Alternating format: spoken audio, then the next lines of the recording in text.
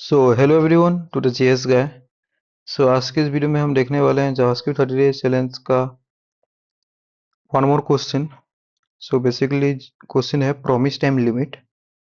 सो चलिए देखते हैं क्वेश्चन क्या बताया है और उसे सॉल्व करने का अप्रोच क्या हो सकता है।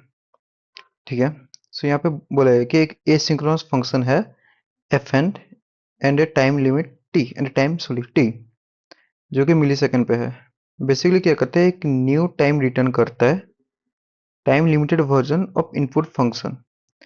सो बेसिकली क्या करता है, जो इनपुट फंक्शन है उसका एक न्यू टाइम लिमिट वर्जन को रिटर्न करता है।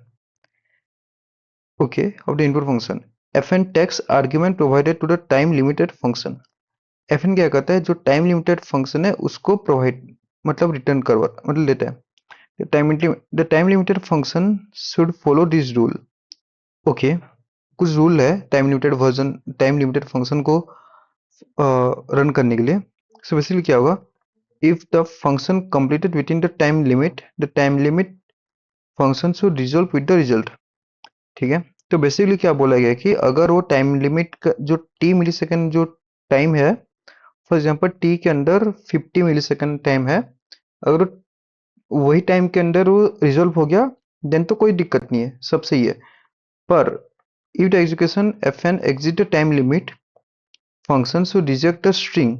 ओके, तो बेसिकली क्या क्या बोला है यहाँ पे, अगर वो रिजेक्ट हुआ या फिर जो 50 मिलीसेकंड हमें टाइम दिया गया है पर वो एक्सिट करे 51 मिलीसेकंड तक, सो वो क्या करेगा, रिटर्न करेगा, मतलब रिजेक्ट होगा एक स्ट्रिंग के साथ जो कि टाइम लिमिट एग्जिस्ट।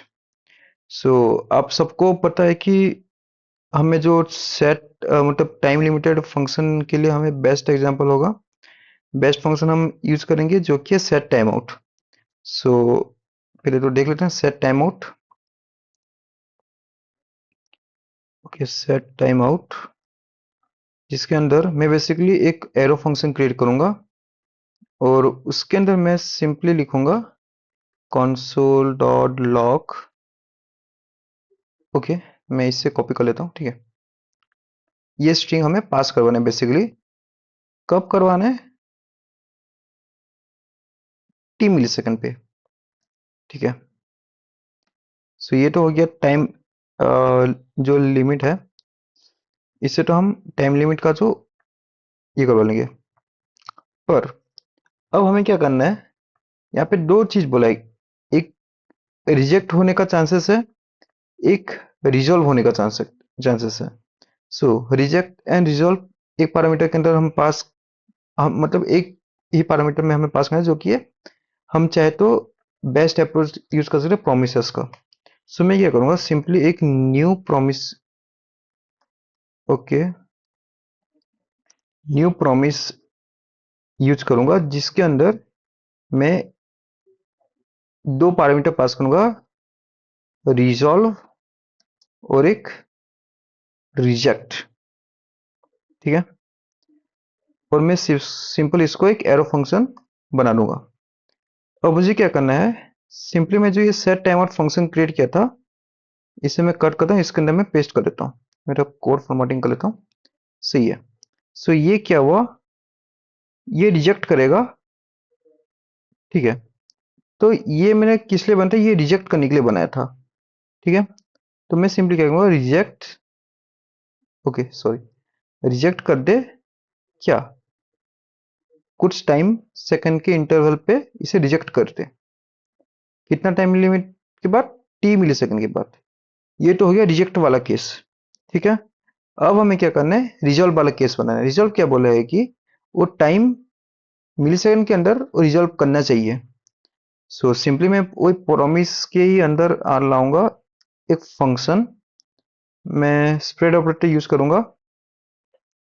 इससे कोई कोई लोग अरेस्ट ऑपरेटर भी यूज बोलते हैं। सो आप जो चाहो वो बोल सकते हो, मैं तो इसे ट्रिपल डॉट भी बोलना प्रेफर करूंगा क्योंकि ज़्यादा सिंपल नेम है।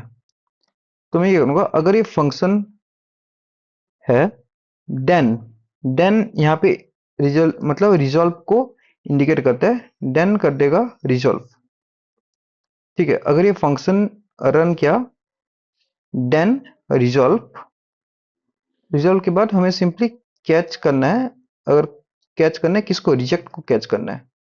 ठीक है, तो बेसिकली क्या क्या यहाँ पे बोला गया है कि अगर ये फंक्शन रन हुआ, देन वो कैच करेगा रिजॉल्व को, या फिर वो कैच करेगा रिजेक्ट को। बस उतना ही है। अब सिंपली मुझे क्या करना पड़ेगा, इसे रिटर्न भी कराना पड़ेगा। यहाँ पे क्या बोला गया कि return a new time limited version, तो मैं सिंपली इसके आगे एक रिटर्न कीवर्ड यूज कर दूंगा, डन। उतना ही है। सो आई थिंक कोड रन करके देखते हैं।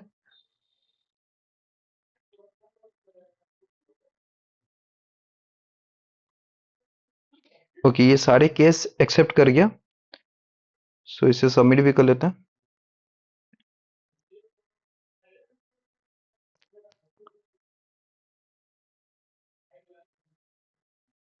सो यस, ये सबमिट भी हो गया। सो आज के लिए बस इतना ही।